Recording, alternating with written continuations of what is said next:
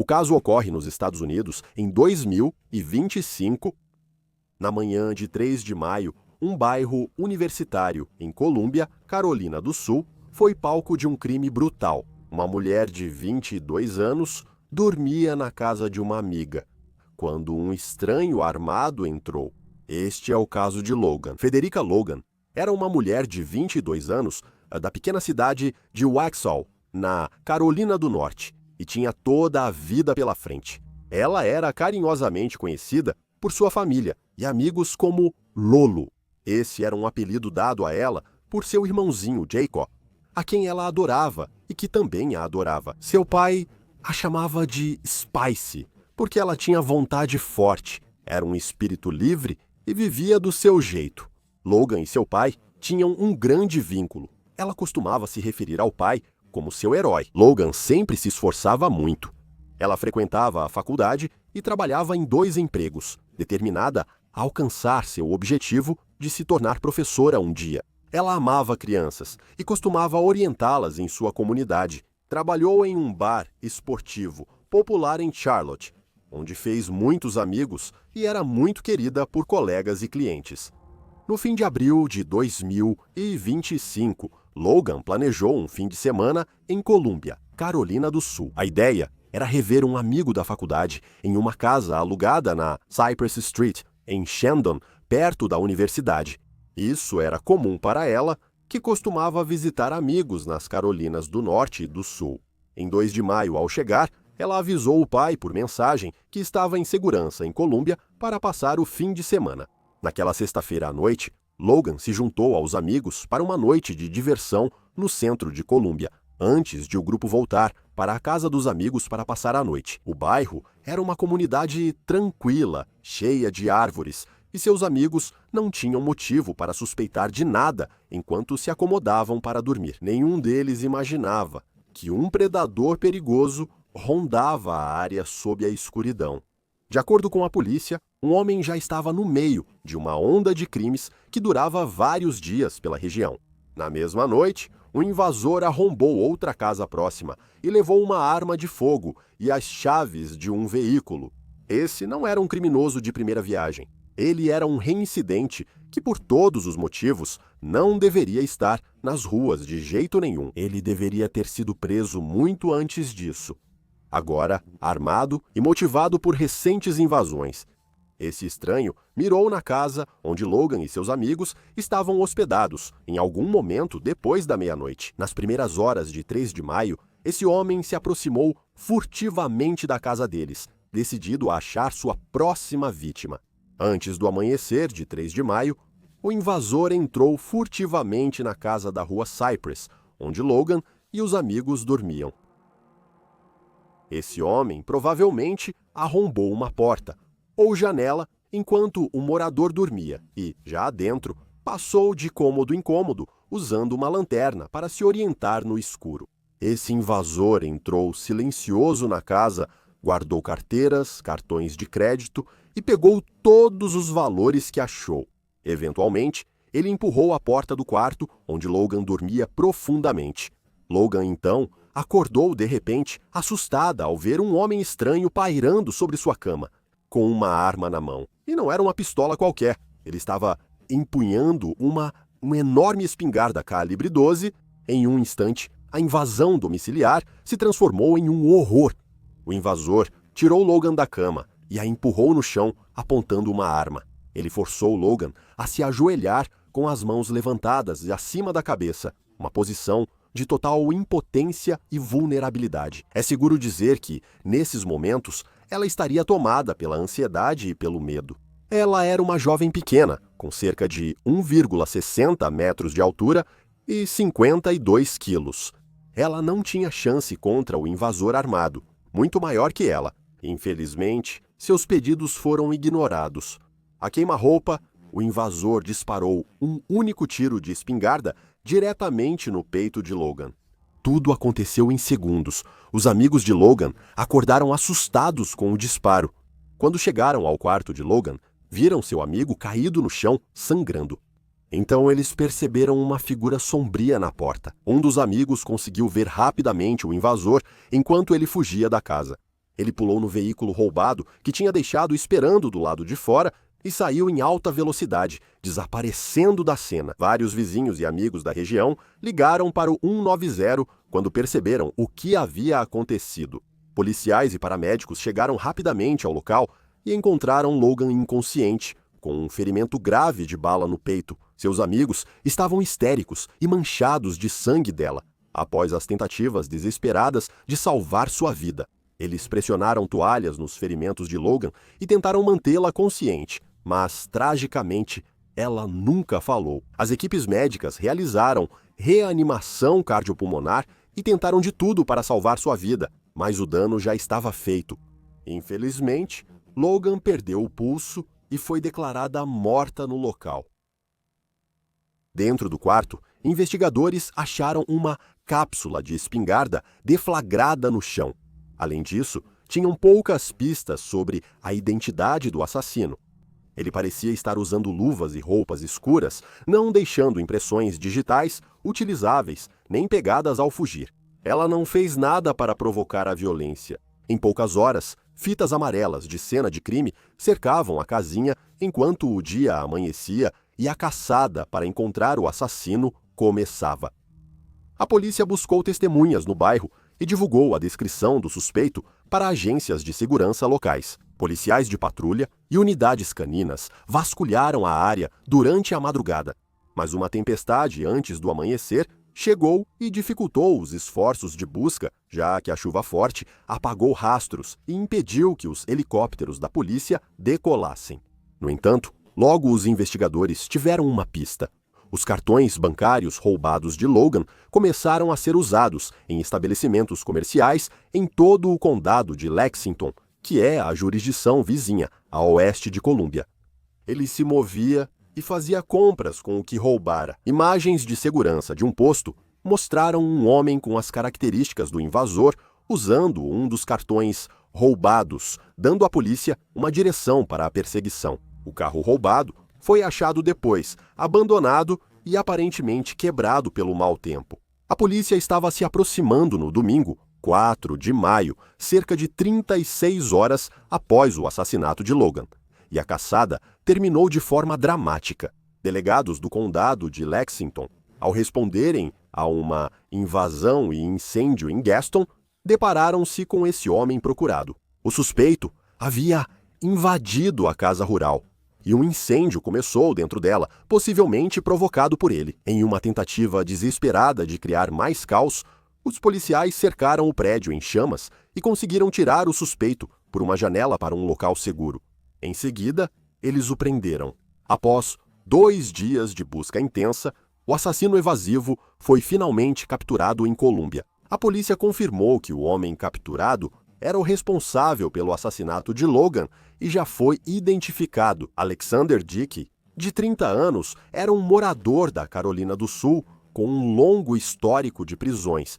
Ele foi rapidamente acusado de assassinato, roubo, posse de armas, furto de carros, fraude e outros crimes. Durante sua onda de crimes de 2 dias, ele foi levado para a cadeia e mantido preso sem direito à fiança enquanto aguardava o julgamento. No dia 5 de maio, autoridades do Departamento de Polícia de Colômbia realizaram uma coletiva de imprensa para anunciar a prisão de Alexander e assegurar ao público que a ameaça havia acabado.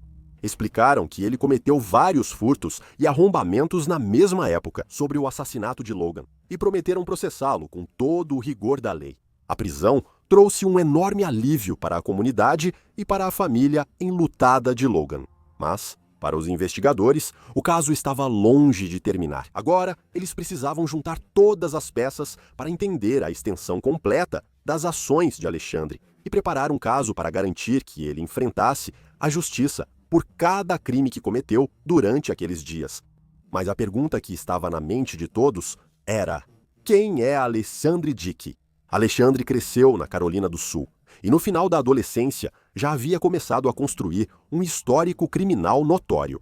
Desde que completou 18 anos, Alexandre foi acusado de pelo menos 48 delitos em 14 ocorrências diferentes, variando de pequenos furtos a crimes violentos graves. Ele se especializou em crimes contra o patrimônio, como arrombamento de carros e edifícios para roubar objetos de valor. Mas sua ficha criminal também incluía violência, como um assalto à mão armada que ele cometeu no início dos seus 20 anos. Ele cumpriu 3 penas curtas de prisão do final de 2014 até meados de 2017. Ele foi preso por uma condenação de grande furto e outra de arrombamento. Novamente, por alguns meses, em 2018, por uma acusação de drogas, e depois, por pouco mais de um ano, em 2019 e 2020, por uma condenação por roubo. Todas as vezes, ele foi libertado mais cedo em liberdade condicional, depois de cumprir apenas uma fração da sua sentença. Ele quebrou a liberdade condicional várias vezes, cometendo novos crimes que poderiam tê-lo mantido preso por muito mais tempo. Por motivos ainda não totalmente claros, essas penalidades só foram aplicadas em 2023. Alexander continuava livre após mais de 10 anos de crimes. Naquele ano, ele foi novamente preso por roubo e poderia pegar de 5 a 10 anos de prisão, mas o promotor fez um acordo e o juiz o sentenciou ao tempo já cumprido. Até então, ele já estava preso há 411 dias esperando o julgamento. Esse resultado brando foi em parte devido a um erro administrativo. Condenações anteriores de Alexander não constavam em seu registro. Por isso, o caso de 2023 foi considerado seu primeiro roubo. Sem o tribunal saber, ele era um ladrão reincidente, mas o banco de dados da Divisão de Aplicação da Lei do Estado não incluiu uma prisão de 2014 porque suas impressões digitais nunca foram enviadas. Autoridades afirmaram que, se todos os crimes dele fossem conhecidos, o acordo não teria sido oferecido. Alexandre provavelmente ficaria mais alguns anos na prisão. Ele saiu da cadeia em 2024 em liberdade condicional, podendo reincidir. Até a primavera de 2025, o homem de 30 anos parecia ser um andarilho vivendo de furtos. Após o assassinato, o processo legal contra Alexander Dick avançou rapidamente. Em 25 de junho de 2025, um grande júri de Richland indiciou Alexander em 12 acusações, incluindo o assassinato de Logan. 2 acusações de invasão de domicílio, posse de arma em crime violento, fraude com um cartão de crédito e outras. Alexander recebeu um defensor público e fez uma primeira aparição no tribunal, onde um juiz negou fiança devido à gravidade das acusações. Ele demonstrou pouca emoção. Com as acusações lidas, o caso logo virou alvo de forte escrutínio público e pressão política. A família de Logan e membros da comunidade exigiram a punição mais severa possível, com muitos pedindo abertamente a pena de morte. Então, o procurador-geral da Carolina do Sul, Alan Wilson, tomou a medida incomum de intervir no caso local.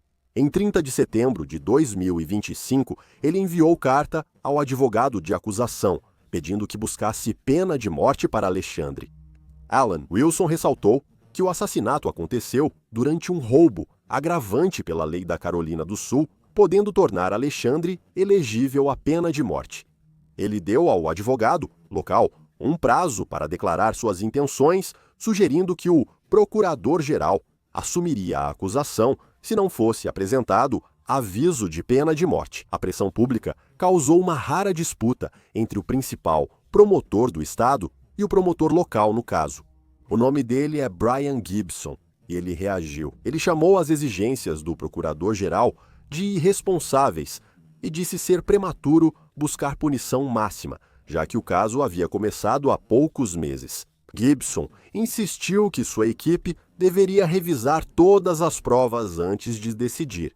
O procurador-geral designou Melody Brown, sua principal advogada de litígios de pena capital, para apoiar a acusação do condado de Richland e garantir o máximo cuidado ao caso. Enquanto esse cabo de guerra jurídico se desenrolava publicamente, o advogado de defesa de Alexander permanecia relativamente quieto. Alexander se declarou inocente de todas as acusações na audiência de instrução. Ainda não há data de julgamento, enquanto os advogados iniciam o processo de descoberta e moções pré-julgamento. O governador da Carolina do Sul afirmou que o crime era evitável e cobrou responsabilização total. O assassinato de Logan causou comoção em todo o país nas semanas após sua morte. Centenas se reuniram em Waxhaw para celebrar a vida de Logan, muitos usando sua cor favorita, rosa. Em homenagem a Logan, amigos e familiares compartilharam histórias sobre sua bondade, enquanto seu pai, Stephen Federico, transformou a dor em uma luta pública por justiça. No fim de setembro de 2025, Stephen depôs em um subcomitê do Judiciário da Câmara dos Estados Unidos da América sobre vítimas de crime, detalhando como Logan implorou por sua vida antes de ser brutalmente assassinada por um reincidente que não deveria estar solto. Aqui está o que eu preciso que você faça quando eu contar essa história. Pense nos seus filhos. Pense na sua filha chegando em casa depois de uma noite com as amigas, deitando, indo dormir, sentindo alguém entrar no quarto, acordá-la e arrastá-la para fora da cama. Nua, forçada a ficar de joelhos, com as mãos sobre a cabeça, implorando pela vida, implorando pelo herói dela, o pai dela, eu, que não pude estar lá. Ela tinha 1,60 m, pesava 52 quilos. Bang.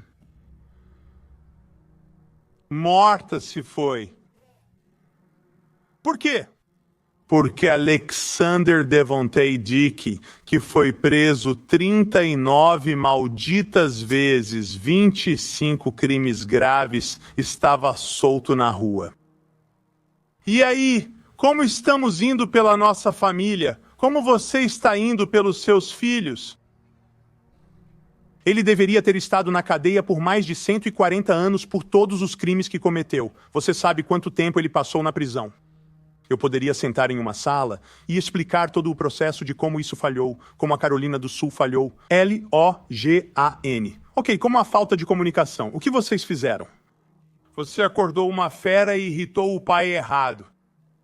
Porque eu vou expor isso e não vou ficar quieto até que alguém ajude. Isso viralizou e pressionou fortemente os oficiais do Estado a agir até outubro de 2025.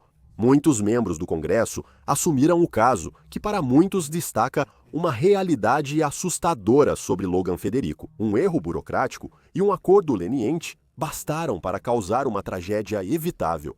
Os entes queridos de Logan encontram algum conforto em saber que a história dela provocou alguma ação, um esforço para garantir que nenhuma outra família perca alguém tão precioso, porque o sistema não prendeu uma ameaça conhecida. Nas palavras do pai de Logan, o espírito da minha filha viverá para proteger os outros,